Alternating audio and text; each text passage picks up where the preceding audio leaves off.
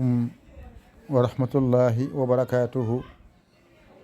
Dental Dina TV ko salminde on e juurade on e weltanade goto kala e mon, sabu saha saha fof mbaɗa heɓa noddali gummiɗe e moɗon e weltare mo nde keɓɗon e dental he.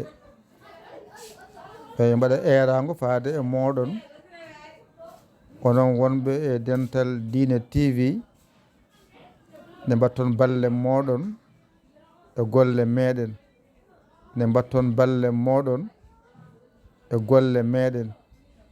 Goto kala e mon yo worko o nuldi yetto kees men wawa dusde golle meɗen. En jiiɗi gollanade leñol ngol kono en donki yaade, ɗum saabi eɗen mbaɗa hofgo jumgo wona hay hunde. Nde wonno sen mbi ma joɓen courant o, yiifuji ɗi jooɓe, kadi golle ɗe kadi ko golle namdi ko gueɗe kewɗe, ɗum fof sen galna ɗum feere en donkat yaade. Tawde Allah walli en timmi konu mi yiiɗo henne 600 neɗɗo e 991 nanɗo suuri ene mofti ɗo.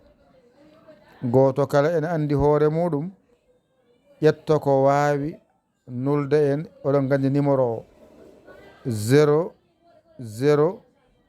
221 77 906 14 81. waɗa hen ko wawi min baltoro golle jahoje ɗe.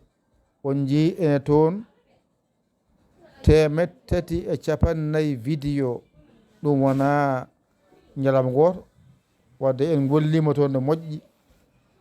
Heeɓa noddi min to lesto mbi jangi hen ha mbawi windude, wadde ɓenne gandi ballama wadde yo ngar balla, ɓenne gandi jinganama yo ngar jinga.